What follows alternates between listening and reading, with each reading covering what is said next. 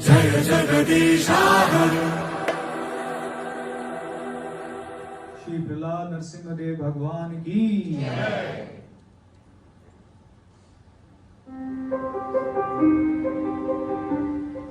एक समय की बात है जब भगवान ब्रह्मा के 4 कुमार सनक, सनंदन, सनातन और सनत तीनों लोकों में भ्रमण करते हुए दिव्य धाम विष्णुलोक पहुंचे।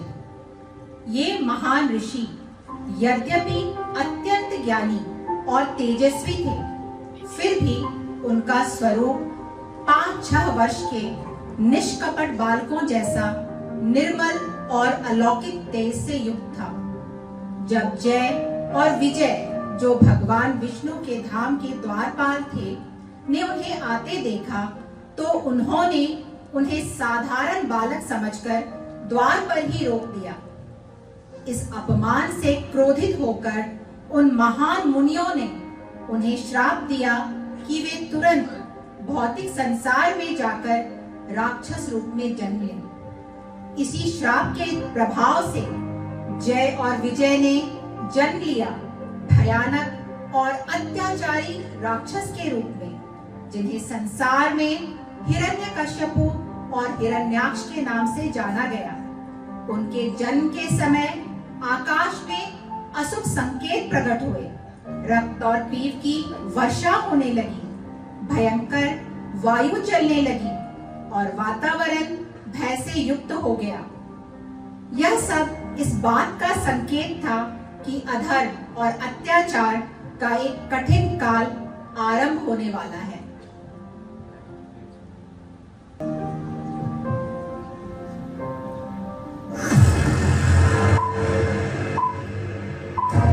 हे दानवों और दैत्यों, मेरी बात ध्यान से सुनो। मेरे शत्रु देवताओं ने मेरे प्रिय भाई हिरण्याक्ष का वध कर दिया है और वह कपटी विष्णु, उसने वराह का रूप धारण करके देवताओं की सहायता की और मेरे वीर भाई को मुझसे छीन लिया। वह महान राक्षस था, मेरे बाद सबसे शक्तिशाली। इसलिए अब प्रतिशोध का समय आ गया है। हम उनका संहार करेंगे और मैं स्वयं अपने त्रिशूल से उस विष्णु का मस्तक उसके शरीर से अलग कर दूंगा। तुरंत पृथ्वी लोक पर जाओ, सभी संतों और साधुओं का विनाश कर दो, पवित्र तीर्थ स्थलों को नष्ट कर दो और गौ का वध कर दो। शीघ्र जाओ, अभी जाओ। हाँ स्वामी, जैसा आप आदेश दें, अभी जाते हैं। अब मैं मंद्रांचल पर्वत पर जाकर कठोर तपस्या करूंगा और ब्रह्मा जी को प्रसन्न करूंगा। मैं उनसे अपार शक्ति का वर मांगूंगा। मैं अमरत्व की मांग करूंगा और फिर मैं ब्रह्मा से भी महान बन जाऊंगा।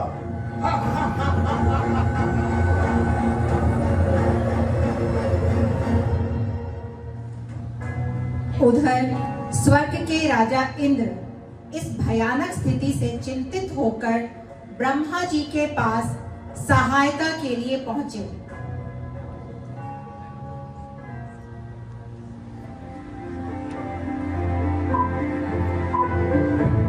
हे ब्रह्मा जी, अब हम क्या करें? हम आपकी शरण में आए हैं। वह महान दैत्य हिरण्यकश्यपु आपको प्रसन्न करने के लिए कठोर तपस्या कर रहा है। उसकी इच्छा है कि वह संपूर्ण ब्रह्मांड पर शासन करे और सदा के लिए यहाँ अपना अधिकार स्थापित कर ले।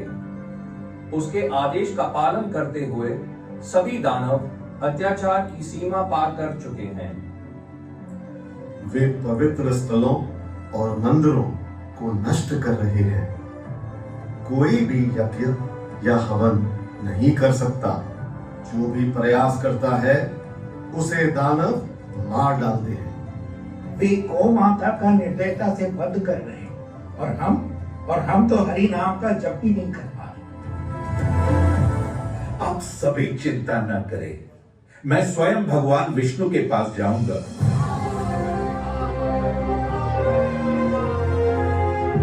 वही हमारी रक्षा करेंगे, क्योंकि वही इस सृष्टि के परम अधिपति है।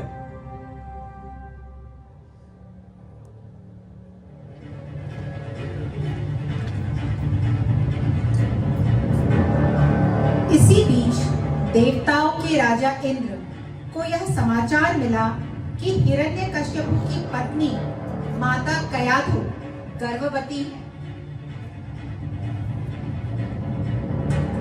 यह सोचकर कि कहीं एक और दैत्य जन्म ना ले ले, इंद्र तुरंत वहां कयाधु के वध के लिए पहुंचते हैं।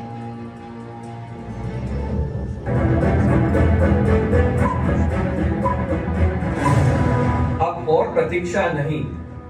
यदि यह दैत्य पुत्र जन्म लेगा तो संसार पर और भी बड़ा संकट आ जाएगा।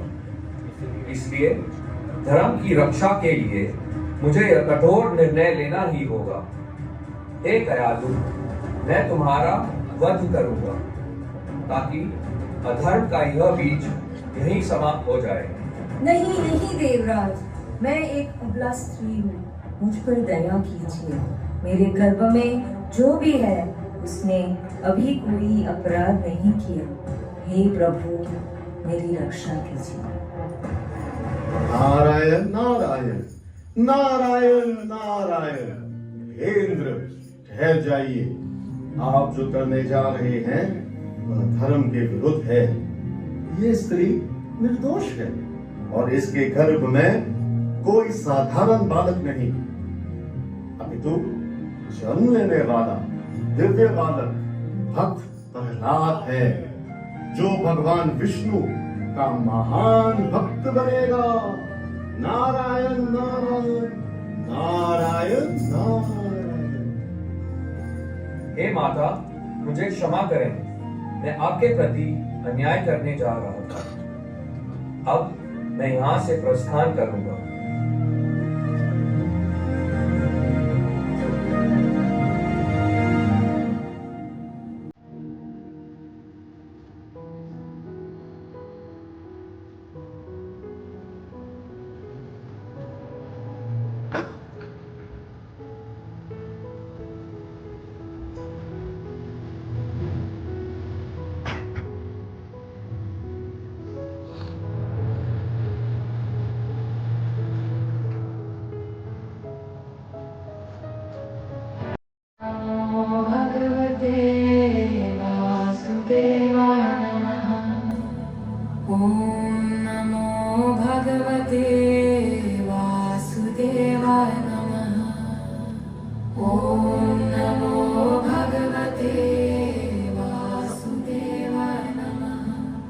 इसके पश्चात नारद मुनि माता कयाधु को अपने आश्रम ले जाते हैं, जहां निरंतर ओम नमो भगवते वासुदेवाय का जाप हो रहा है। वहां वे उन्हें दिव्य आध्यात्मिक ज्ञान प्रदान करते हैं। इसी कारण उनके गर्भ से जन्म लेने वाले भक्त प्रहलाद जन्म से ही भगवत भक्ति और ज्ञान से परिपूर्ण होते हैं। उधर हिरण्यकश्यपु कठोर तपस्या में लीन था। उसकी तपस्या इतनी घोर थी कि वह वर्षों तक एक पैर पर खड़े होकर कठोर तपस्या कर रहा था, यहाँ तक कि उसके शरीर पर दीमकों ने बाबी बना ली थी।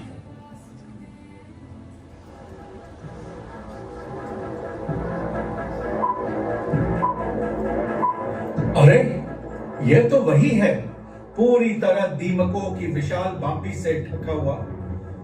ये कम से कम 100 वर्षों से अपने हाथ ऊपर उठाकर और एक पैर पर खड़े होकर तपस्या कर रहा है।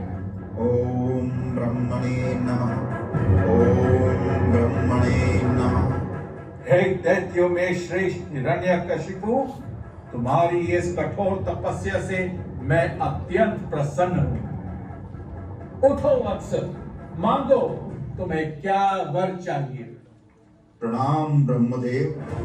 यदि आप मेरी कठोर तपस्या से प्रसन्न हैं तो मुझे ऐसा वरदान प्रदान कीजिए कि मैं कभी मृत्यु को प्राप्त ना हो। यह संभव नहीं है, क्योंकि इस सृष्टि में जन्म लेने वाला प्रत्येक जीव एक दिन अवश्य मृत्यु को प्राप्त होता है। मैं स्वयं भी इससे परे नहीं हूं। तो फिर मुझे ऐसा वरदान दीजिए कि मेरी मृत्यु ना धरती पर हो, ना आकाश में, और न ही जल में, न ही दिन में और न ही रात में। तथा अस्तु। और मेरा वध न किसी मनुष्य द्वारा हो, न किसी पशु द्वारा, और न ही किसी अस्त्र शस्त्र से। तथा अस्तु। अब मुझे कोई नहीं मार सकता। मैं अमर हूँ, मैं अजय हूँ। अब इस संसार में सभी मेरी ही पूजा करेंगे।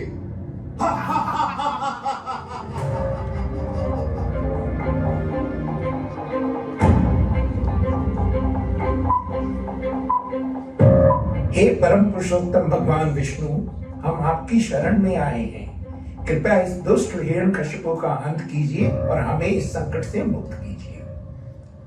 हे देवगण, आप चिंता त्याग दे। भय करने की कोई आवश्यकता नहीं है। इस दैत्य का अंत अब निकट है।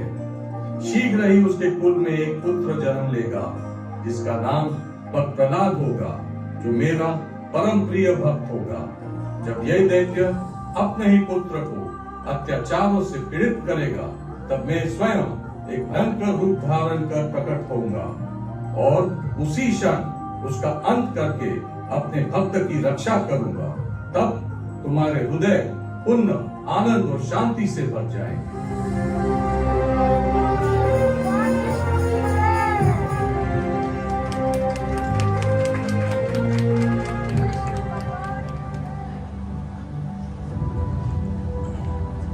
इस प्रकार भगवान विष्णु ने देवताओं को आश्वस्त किया। उधर समय बीतने के साथ दैत्यराज हिरण्यकश्यपु के महल में एक बालक जन्म ले चुका था। नाम था भक्त प्रहलाद, जो अधर्म के अंधकार में भी भक्ति का दीप प्रज्वलित करने वाला था।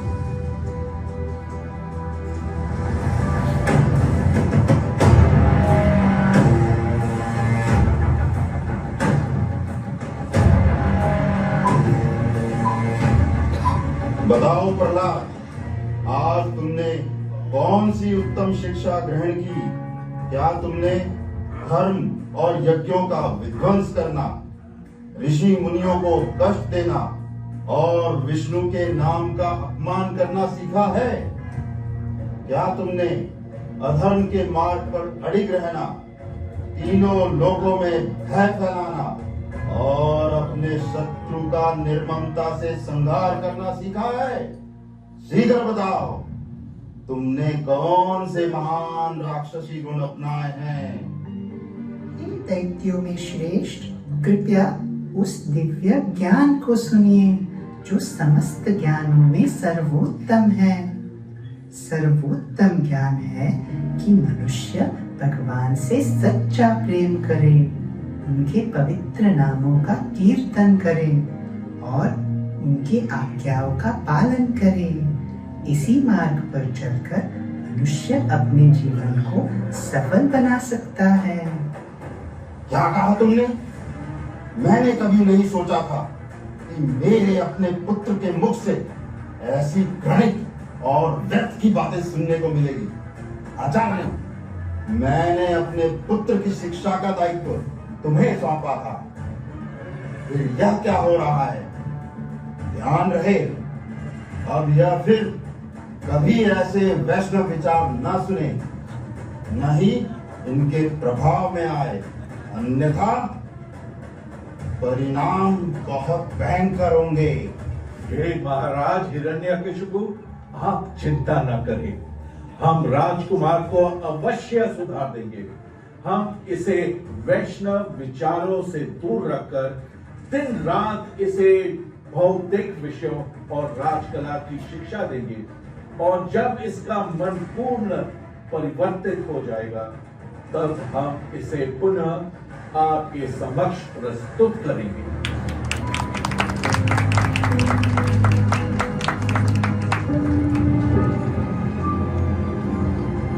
दैत्यराज हिरण्यकश्यपु के आदेश के बाद प्रहलाद को गुरुकुल भेज दिया गया, जहां बालक भक्त प्रहलाद अन्य शिष्यों के साथ शिक्षा ग्रहण कर रहा है।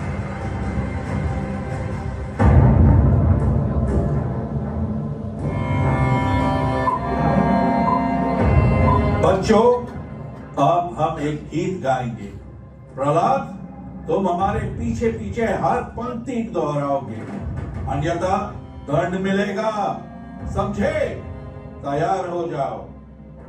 आज मेरे पास है अपार धन, आज मेरे पास है अपार धन, कल और भी बढ़ेगा मेरा धन, कल और भी बढ़ेगा मेरा धन। अपने सभी शत्रुओं को मैं हराऊंगा, अपने सभी शत्रुओं को मैं हराऊंगा, हर योजना में विजय पाऊंगा, हर योजना में विजय पाऊंगा। धनी और शक्तिशाली मैं बनूंगा, धनी और शक्तिशाली मैं बनूंगा। पूरी दुनिया मुझको पूजेगी, पूरी दुनिया मुझको पूजेगी। हजारों सेवक मेरे अधीन होंगे, हजारों सेवक मेरे अधीन होंगे। सारी दुनिया मेरी ही होगी, सारी दुनिया मेरी ही होगी। बहुत अच्छा। आज तुम सबने अच्छा प्रदर्शन किया है, इसलिए तुम सबको काला अंक दिया जाता है। इस तरह सीखते रहो और इस मार्ग पर चलते रहो।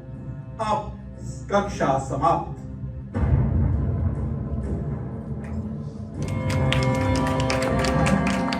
मेरे प्रिय मित्रों, मेरी बात ध्यान से सुनो।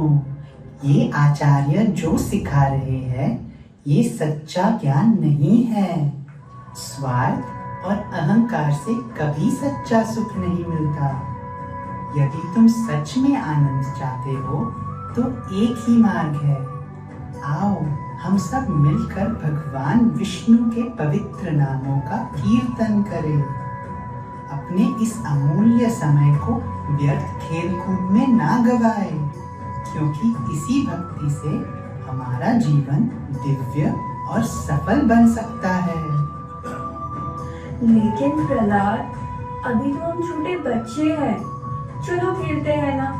भक्ति तो हम बाद में भी कर सकते हैं। अभी क्यों इतनी गंभीर बातें करें? तो आओ हम खेल भी करें, पर भगवान विष्णु के लिए खेले। हर कोई अपने सबसे प्रिय मित्र को खोजता है, और वह सच्चा मित्र हमारे हृदय में ही विराजमान है। वही है भगवान विष्णु। अभी तुम सबके शरीर स्वस्थ और युवा है, इसलिए जीवन को व्यर्थ मत गवाओ। पहले 20 वर्ष खेल में, अगले 40 वर्ष धन कमाने में, और अंतिम समय रोग और असहायता में। ऐसा जीवन क्यों? अभी से ही विष्णु भक्ति को अपनाओ और सदा के लिए आनंदमय हो जाओ। आओ मेरे साथ गाओ। ओम नमो भगवते वासुदेवाय। ओम नमो भगवते वासुदेवाय। रुको, रुको, ये क्या कर रहे हो तुम? प्रहलाद, तुम इन मासूम बच्चों को ये विष सिखा रहे हो? चलो हमारे साथ, अभी चलते हैं दैत्यराज हिरण्यकशिपु के पास। वही तय करेंगे कि तुम्हारा क्या करना है। श्री प्रहलाद महाराज की।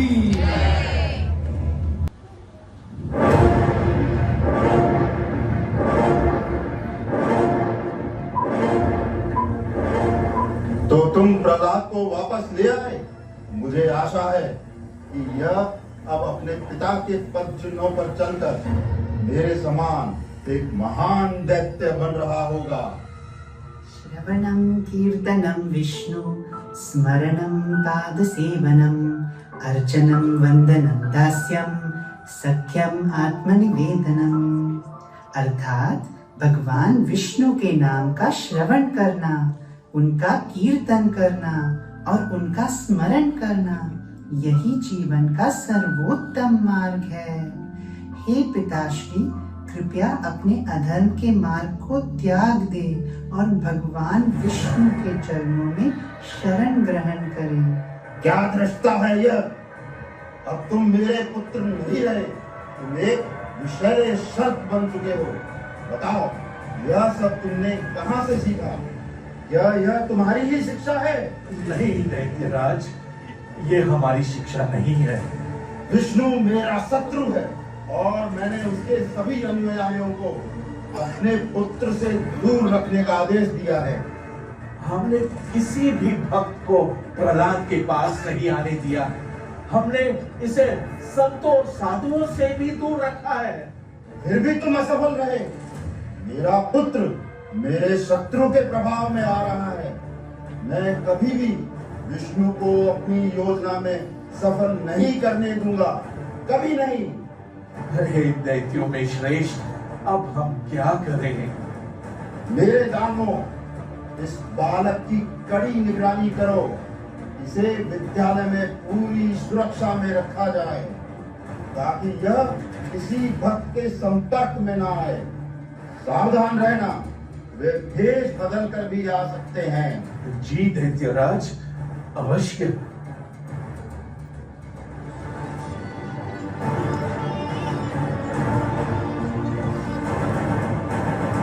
इस प्रकार कुछ समय बीत गया। आचार्य षण और अमर को लगा कि प्रहलाद अब भौतिक सुखों की शिक्षा में निपुण हो गया है। उन्होंने दैत्यराज हिरण्यकश्यपु को सूचना दी कि अब उनका पुत्र उनसे मिलने को तैयार है।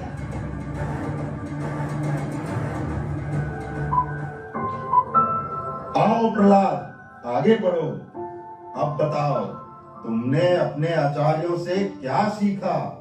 तुम्हारे अनुसार सबसे उत्तम और उपयोगी ज्ञान क्या है? हे दानवों में श्रेष्ठ, भगवान विष्णु के पवित्र नाम, गुण, यश और लीलाओं का श्रवण और कीर्तन करना, यही जीवन का सर्वोत्तम कार्य है। क्या? जो मनुष्य अपना जीवन भगवान की भक्ति में समर्पित करता है, वही वास्तव में ज्ञानी होता है। उसे पूर्ण ज्ञान की प्राप्ति होती है। आपकी यह सब राजनीति और कूटनीति सब व्यर्थ है। अरे दुष्ट बालक, तू हमारे कुल का कलंक है। तूने यह सब व्यर्थ ज्ञान हमारे आचार्यों से नहीं सीखा होगा। बताओ, यह सब कहां से सीखा? अन्यथा मैं अभी तुम्हें मृत्यु के घाट उतार दूंगा। हे दैत्यराज, मैं आपको यह नहीं बता सकता क्योंकि आप इसे समझ नहीं पाएंगे। बताओ, अभी बताओ। यदि मैं बता भी दूं, तो भी आप नहीं समझ पाएंगे क्योंकि आपके हृदय में भगवान विष्णु के प्रति द्वेष है। मार डालो इसे, अभी के अभी समाप्त कर दो। यह मेरा शत्रु बन गया है, विष्णु का भक्त बन गया है। मार डालो इसे।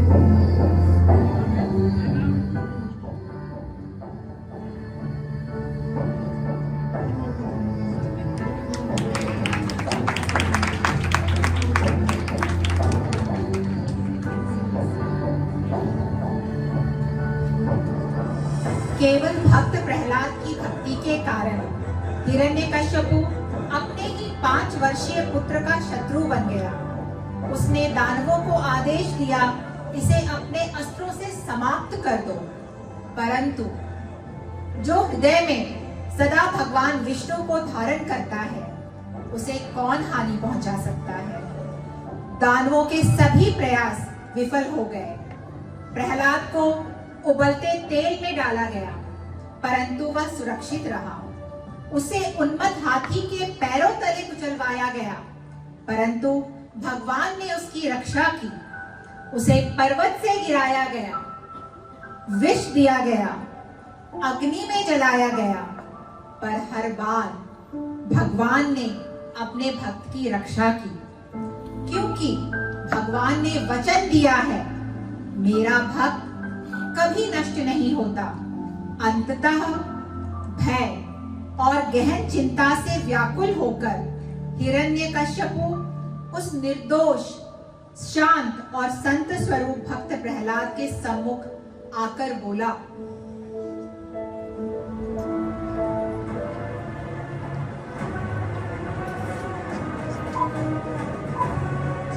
प्रहलाद, तूने मेरी आज्ञा का उल्लंघन किया है। मुझे बता, तुझे यह शक्ति कहां से मिल रही है? मैं ही इस संसार का सर्वोच्च स्वामी हूँ, फिर तुझे यह साहस कौन दे रहा है? हे पिताश्री, जो मुझे शक्ति देता है वही आपको भी शक्ति देता है। भगवान विष्णु के बिना कोई भी शक्तिशाली नहीं हो सकता। तू मुझसे इस प्रकार बात करने का साहस करता है? मैं इस ब्रह्मांड का सबसे शक्तिशाली प्राणी हूँ और तू सबसे बड़ा मूर्ख। अब मैं स्वयं अपने हाथों से तेरा अंत करूंगा। हे राजन, आप अपने हृदय से ईर्ष्या को त्याग दीजिए और भगवान विष्णु की भक्ति कीजिए। तो तुम कहते हो कि मुझसे भी कोई महान है, कोई ऐसा भी है जो मुझसे अधिक शक्तिशाली है, जिसकी शक्ति सर्वत्र व्याप्त है। यदि वह हर जगह है तो क्या वह यहाँ भी है? क्या वह सचमुच हर स्थान पर है? हाँ राजन, भगवान विष्णु सर्वत्र है। क्या वह इस स्तंभ में भी है? हाँ राजन, वे इस स्तंभ में भी विद्यमान है। अब तो तुम पागलपन की बातें करने लगे हो।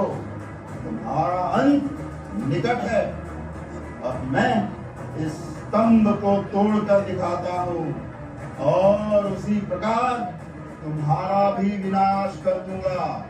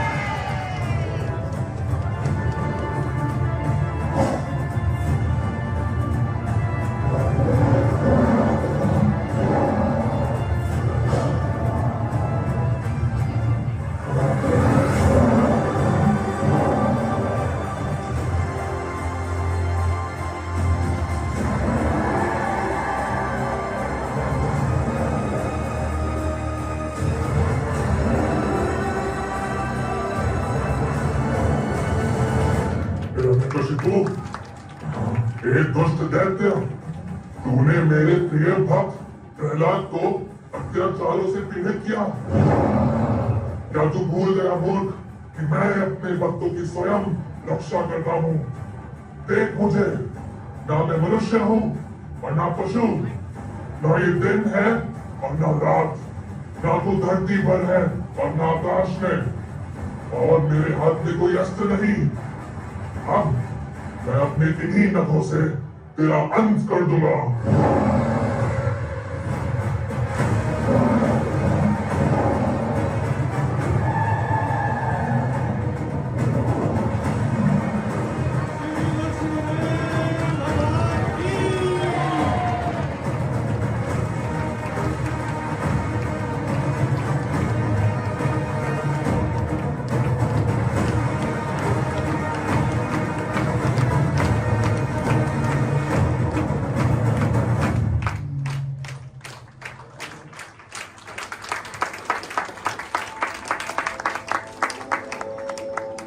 भगवान नरसिंह ने हिरण्यकश्यपु को पकड़ लिया, उसे अपनी जंघा पर बिठाकर अपने तीक्ष्ण नखों से उसका वध कर दिया। इस प्रकार अहंकार का अंत हुआ और भक्ति की विजय।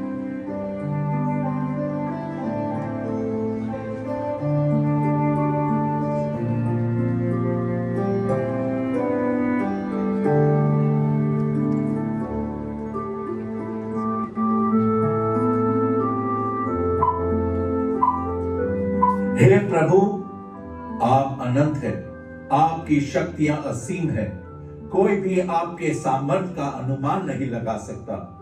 आपने अपने भक्तों की रक्षा करते हुए इस दैत्य का अंत किया और उसके सभी वरदानों की मर्यादा भी बनाई रखी। न दिन में न रात में, संध्या समय, न भीतर न बाहर, द्वार पर, न मनुष्य न पशु, अर्ध मनुष्य अर्ध सिंह रूप में, न अस्त्र से, केवल अपने दिव्य नखों से आपकी महिमा अद्भुत है। हे प्रभु जी, आप हमारे रक्षक और उद्धार करता है। आपने हमें इस दैत्य के भय से मुक्त किया। हम आपको बार बार प्रणाम करते हैं। आपका यह रूप अत्यंत अद्भुत, उग्र और दुर्लभ है। हम आपको बार बार प्रणाम करते हैं। हे प्रहलाद, भगवान नरसिम्हा अत्यंत उग्र है, केवल तुम ही उन्हें शांत कर सकते हो। जाओ, उन्हें प्रसन्न करो। हे प्रभु, मैं तो एक दैत्य कुल में जन्मा बालक हूँ। मैं आपकी स्तुति कैसे कर सकता हूँ? जब ब्रह्मा जी भी आपको पूर्णतः प्रसन्न नहीं कर सके, तो मेरा क्या सामर्थ्य? मैं तो केवल आपको बार बार प्रणाम करता हूँ। कृपया मेरे पिता पर क्रोध न करें, उन्हें अपनी कृपा से मुक्ति प्रदान करें।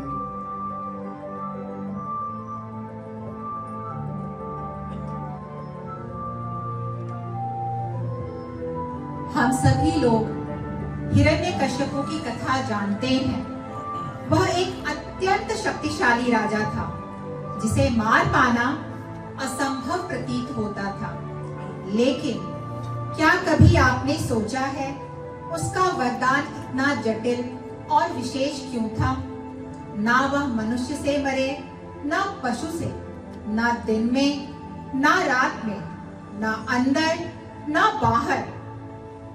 यह कथा केवल हिरण्यकश्यपु की कमजोरी नहीं बताती, बल्कि यह हमारे भीतर छुपे हुए शत्रुओं का भी वर्णन करती है। हिरण्य का अर्थ है सोना और कश्यपु का अर्थ है कोमल बिस्तर, अर्थात धन की इच्छा, सुख सुविधा की चाह और सुरक्षा की लालसा।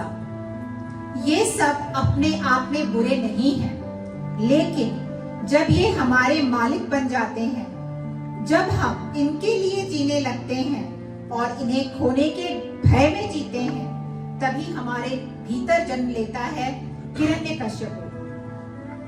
भक्त प्रहलाद अपने राक्षस पिता से नहीं डरे, क्योंकि उन्हें भगवान की रक्षा पर पूर्ण विश्वास था।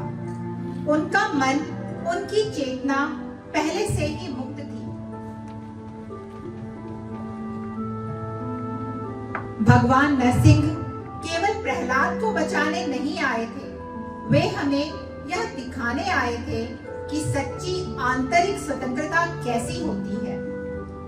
जब हम अपने भीतर के इस हिरण्यकश्यपु को समाप्त कर देते हैं, तभी हम वास्तव में मुक्त होते हैं। भगवान नरसिंह को भक्त रक्षक कहा जाता है, अर्थात अपने भक्तों की रक्षा करने वाले। और यह रक्षा केवल बाहरी शत्रुओं से नहीं, बल्कि हमारे भीतर की कामना और लालच से भी होती है। इस नरसिंह जयंती के पावन अवसर पर हमें केवल बाहरी शत्रुओं से रक्षा की प्रार्थना नहीं करनी चाहिए, बल्कि अपने भीतर के हिरण्यकश्यपु से मुक्त होने की भी प्रार्थना करनी चाहिए। और जैसे भक्त प्रहलाद ने भगवान नरसिंह की शरण ली, वैसे ही हम भी उनकी कृपा प्राप्त कर सकते हैं। इसके लिए सिर्फ एक सरल मार्ग है, हरे कृष्ण महामंत्र। हरे कृष्णा कृष्णा कृष्णा हरे हरे, हरे राम राम राम हरे हरे। श्री प्रहलाद नरसिंहदेव भगवान की, प्रहलाद महाराज की जय। गौर प्रेमानंदे, हरि हरि बोल।